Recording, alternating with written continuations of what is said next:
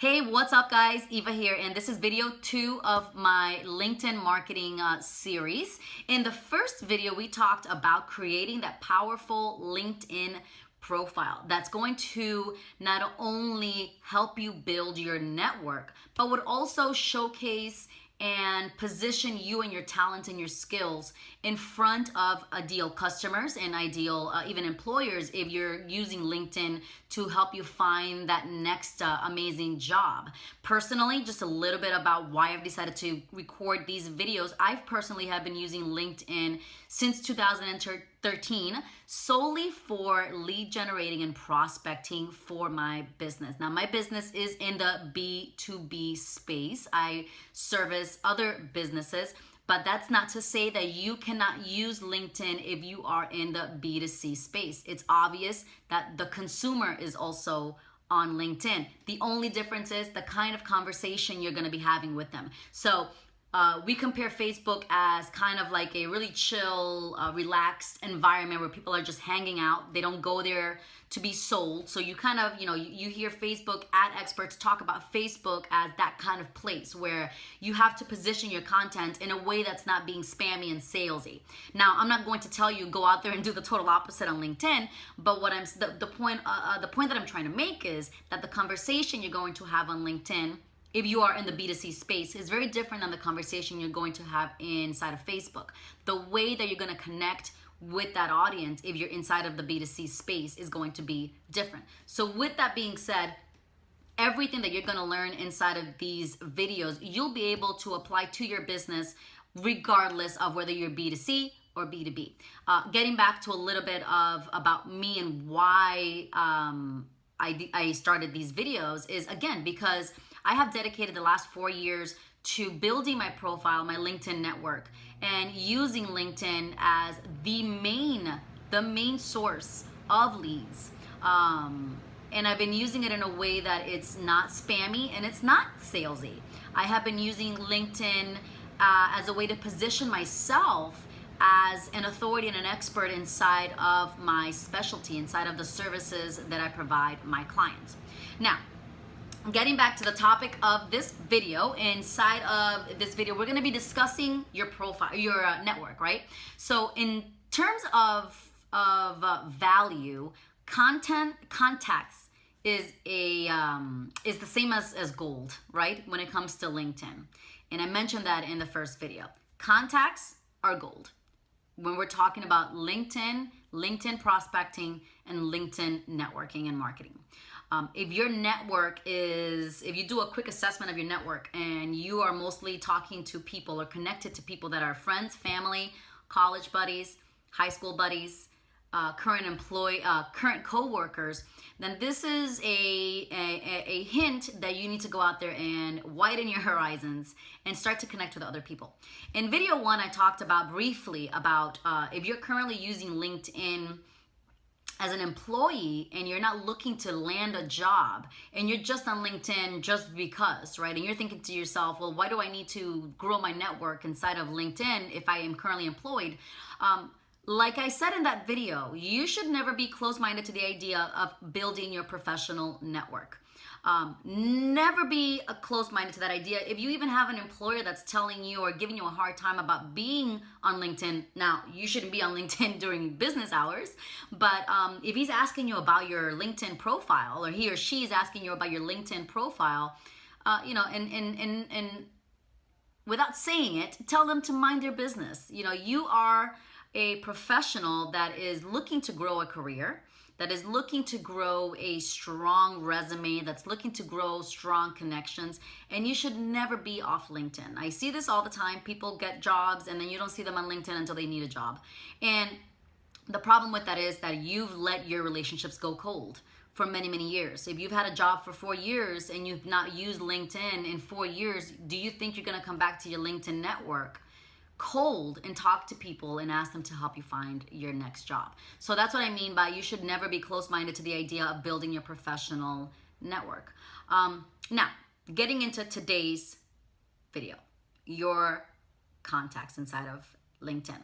I like to say that there are 5 different types of contacts that you want to really go after when you're building your network. So let's go through these one by one, with the first one being the most important, and that is your direct contact. These are going to be people, of course, like CEOs, founders, COOs, owners, the person that is directly in charge of the company, right? Believe it, and you may be thinking, well, who am I to connect to the CEO of a company, right? Don't doubt yourself. Go out there and connect to the CEO of any company. You'd be surprised. If you go back to video 1, you have that profile that positions you in a very strong way. Now, they're not going to be able to see your profile before you guys are connected unless they have a certain level of membership, I believe. But before they even connect with you, all they're going to see is your name and your headline. So that's why we talked about having that headline that's going to speak about your strengths and what kind of value you're going to deliver to someone.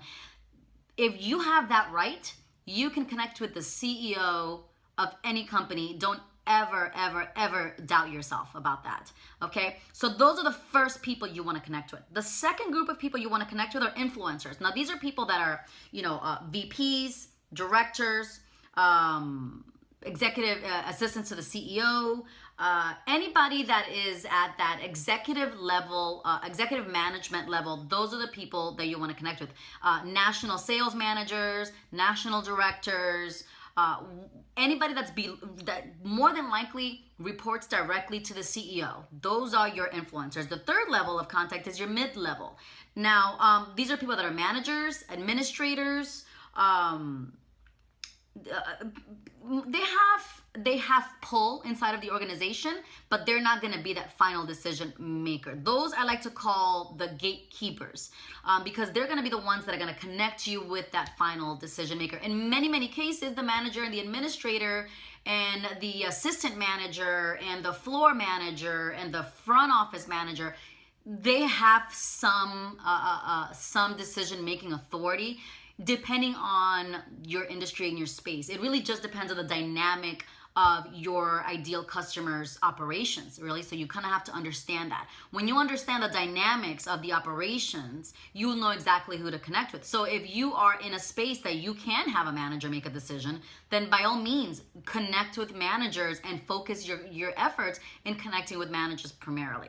The fourth level of LinkedIn contacts that you want to have are what I call connectors. These are people that are not, in essence, decision makers, influencers. They're not gatekeepers. They don't affect decisions in the company in any which way, shape, or form. However, you can connect with them and reach out to them and leverage them to help you identify who the person is. So let's say you're going to connect with someone at your local food restaurant, food chain, and you don't know who you need to talk to about talking to them about janitorial services or, training or software or POS systems, right? But you are in contact, you have someone in your network who is a shift manager, right? I think that's a position inside of a restaurant. And you send them a message and you say, hey, Jean, I see that you work at such and such establishment. And listen, I'm looking to connect with someone inside of your organization that can help me or can lead me in the right direction in regards to whatever it is that you're trying to speak to someone about. And those people, more than likely, and oftentimes will say to you, hey, thanks so much for reaching out. Listen, the person you need to talk to is so-and-so. They may not give you an email and a phone number. Sometimes they will. You'd be surprised what information you get when you ask for it, right? The worst that can happen is you get a no, so ask. They may not give you a direct contact information, but they may give you a name. They may give you some information that can help you get closer to that decision maker. Now, the next step you could take from that connection is, well, if they give you a name, go into the company's LinkedIn page or search for that person's name inside of Google, in Google or inside of LinkedIn, and you'll find their LinkedIn profile and you can connect with them. You have to be very aggressive when it comes to building your network, guys. More than likely, a lot of people are not going to come to you, especially when you're just starting out. I get invitations to connect every day, but that's because I've been building my network over the last 4 years, probably since before that, but aggressively in the last 4 years. And it just so happens that the algorithm of LinkedIn works in such a way that people get suggested. So once you start to do that, once you start to actually connecting with people, LinkedIn itself will suggest contacts to you.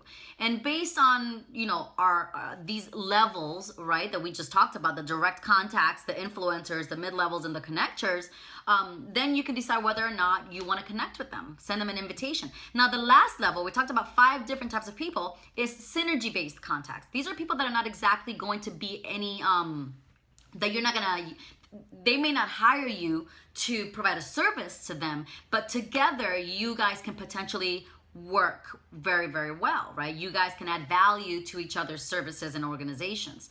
That is a conversation I have all the time with people. So sometimes people think, well, I don't want to talk to my competitors, right? The best thing to do is build alliances and connect with your competitors and people that are out there providing a service to your existing audience. Like I said, it's so funny to me how people make certain assumptions about someone before they even talk to them, right? You do not, when it comes to building a pipeline, generating leads, connecting with ideal customers and getting prospects on the phone, never assume anything. Right? Never assume that they already have someone inside of the organization that does your job. Never assume that this person is a competitor, therefore I don't need to talk to them. Never assume that this guy's a CEO, he's not going to want to talk to me, right? Never assume that. LinkedIn is a great equalizer when it comes to, it doesn't really matter what, whether or not you're scared to contact with someone. I love the fact that I can connect with the CEO of an enormous healthcare organization no matter what. I don't have any type of hesitation connecting with the CEO of the largest healthcare system in South Florida. Why? Because I don't have any reason to feel that I shouldn't. The worst thing that could happen is that he's not going to accept my invitation to connect, right? Now, those are the 5 people. Let's go back really quick to them. The direct contacts, those are the CEOs and the COOs and the founders and the owners and the presidents of companies. Your influencers are people that are the executive level. So any VPs, any directors, any type of national sales managers, those kind of people. Your third level are mid-level management positions and individuals. So again, managers, office managers, floor managers, administrators, shift managers, those people that are in the day-to-day. Your fourth level are your connectors. These are employees. These are people that you may not necessarily think or understandably so, they may not have decision-making abilities and powers, but they can very well connect you. Now, another thing about that is you never know when the employee is the owner's daughter, wife, husband, brother, cousin. So again, goes back to never assuming anything. Never assume that this person can't help you. And another way of looking at it is, they're not helping you in a sense either. You're also providing them with value. So again, in the next videos, we're gonna break down really how to use LinkedIn, not as a sales tool, but as a tool to build that authority and that expert status in front of your professionals, as well as a sales tool, right? So we're gonna get into detail in the next couple of videos about that. Now, I will leave you with 2 more thoughts when it comes to building your network. So we just went through those connections, the direct, the influencers, the mid-levels, the connectors, and the synergy-based contacts. All very important people. Now, I don't mean only connect with people that are inside of these categories. Focus on building those networks. And of course, you don't ever be closed to connecting with other people and outside of other industries, people that don't have any synergy with you. I have people inside of my network that are in a space that I don't ever serve, but you don't know who that person knows or how they can help you or how you can help them or how you can provide them with value. So don't ever assume anything. My point is that these are the 5 contacts that are going to be of the most value to you when it comes to generating prospects and leads for your business. Now, going back to the 2 additional points that I wanted to make. When you send out an invitation to connect with someone, you do have the ability of, depending on where inside of the platform you are sending a connection request to, you do have an ability to send a customized message. Now, I'll be honest with you, very rarely, if ever, do I use that customized message. But if you feel that kind of giving that person a little bit of a reason or an explanation of why you're connecting with them may help you, send that out. If you think that, hey, hey Maria, we met a couple of years ago at an event. I'm so glad to find you on LinkedIn. If that's going to track if that's going to remind them who you are, then do it. It doesn't really hurt. However, it will hurt if you give too much information in that message. So tread lightly when it comes to that message. Like I said, I very rarely, if ever, send out a custom message with my invitation. What I do is the minute someone accepts my invitation or the minute someone sends me an invitation that I accept, I send them a thank you message. So thank you, thanks Maria for connecting with me. If you have any digital marketing questions, I'm here to help. Feel free to connect with me. And you'll be surprised, actually, every single day I get people responding back to me saying, oh, well, thank you so much for offering. I'll keep you in mind. Hey, thanks a lot. I appreciate that. Hey, I'll keep you in mind if I ever have any needs in regards to digital marketing. So tread lightly when it comes to sending that custom invitation message, but most definitely, I will leave you with this. Take that extra step to send that individual, that professional, a thank you note. It is so important to do that because at the end of the day, everybody's very busy. They did not have to accept your invitation. You want to provide them with some form of appreciation, right? Do not, I will say this again, do not in that thank you email, that thank you message, pitch them. For the love of all that is good in the world, do not pitch anyone on that first email. You will never hear from them again. All right, guys. So I hope that this video was valuable to you in the sense of helping you start building that network of professionals that you're going to be able to leverage for your business. If you have any questions whatsoever, leave me a comment down below. If you're watching this on Facebook or you're watching this on YouTube or on my website, please leave me a comment. Leave me any of your questions. I'd be very happy to answer them and address them. Make sure to connect with me on my Facebook page. Make sure to subscribe to my YouTube channel. And make sure to jump on over to my website and sign up for my email list so that you can get notified of any other awesome content that I roll out. All right, guys. So again, thanks so much for stopping by, watching this video. In the next video, we're going to be talking about the next step. So now that you've connected with these people, what do you want to do now to leverage these contacts? How and when? And what kind of conversations do you want to have with them? All right, guys. So that's about it. Thanks so much. And I look forward to seeing you on the next video. Bye.